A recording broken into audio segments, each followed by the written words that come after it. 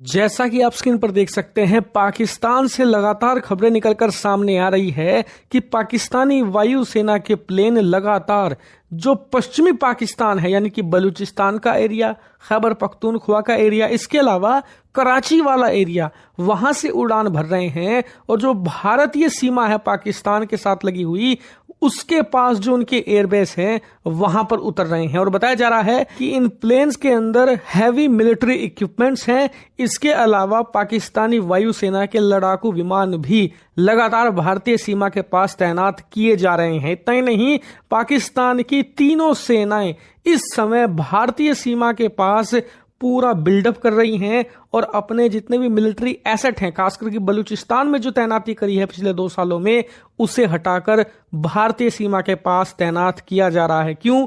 क्योंकि पहलगाम में जो अटैक हुआ है ये पाकिस्तान ने करवाया है। ये बात सभी जानते हैं, पाकिस्तान खुद भी जानता है। और पाकिस्तान की सेना की जो कार्रवाई है पिछले 24 घंटों में, वो इस बात की गवाही भी देती है। दरअसल जो ये खबर आ रही है ना कि पाकिस्तान की सेना अपने एसेट भारतीय सीमा के पास भेज रही है, ये खबर कल पहलगाम अटैक के कुछ ही मिनटों के बाद आने लगी थी। यानी कि पाकिस्तान की सेना को पहले से सब कुछ पता था और जैसे ही अटैक हुआ उसके कुछ मिनटों बाद ही इन्होंने अपने मिलिट्री एसेट्स को मोबाइल करना शुरू कर दिया था भारतीय सीमा की तरफ। यानी कि हर एक चीज पाकिस्तानी सेना की तरफ से प्री प्लान थी और इसीलिए पाकिस्तान अब भी लगातार अपने मिलिट्री एसेट को मूव कर रहा है। और इसके पीछे कारण साफ है, पाकिस्तान की सेना जानती है कि पिछले 10 सालों में जब जब भारत पर कोई मेजर अटैक हुआ है, भारत की तरफ से स्ट्रॉन्ग रिस्पॉन्स आया है। और इस बार तो भारत के आम नागरिक मारे गए हैं। पिछले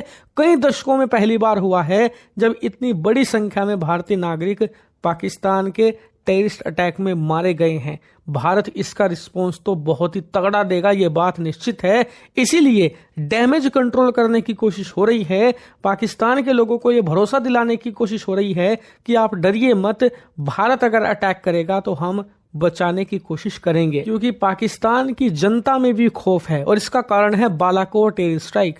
दरअसल बालाकोट एयर स्ट्राइक जब भारत ने करी थी तो कई दशकों के बाद पहली बार ऐसा हुआ था जब भारत ने पाकिस्तान की जमीन पर अटैक किया हो। उससे पहले हमारी कार्रवाई पीओके में हुआ करती थी, सर्जिकल स्ट्राइक भी हमने वहीं पर की थी, लेकिन बालाकोट पर हमला इस बात का यहां पर सबूत था कि जरूरत पड़ी तो भारत पाकिस्तान के मेनलैंड पर भी अटैक करने से नहीं चूकेगा। और इसीलिए हर पाकिस्तानी को डर लग रहा है इस समय कि पता नहीं अब किसका नंबर आ जाए, भारत कहां पर किस समय और कब अटैक कर दे। इसलिए अपने लोगों में जो ये पैनिक फैला है उसे भी शांत करने की कोशिश है ये पाकिस्तानी सेना की। इसके अलावा डर उन्हें यह भी है कि भारतीय सीमा के पास जो उनके फॉरवर्ड बेसिस हैं, कहीं भारत उन पर एक स्ट्राइक करके उन्हें नेस्तो नाबूद ना कर दे या फिर पीओके को कब्जाने की कोशिश ना करे।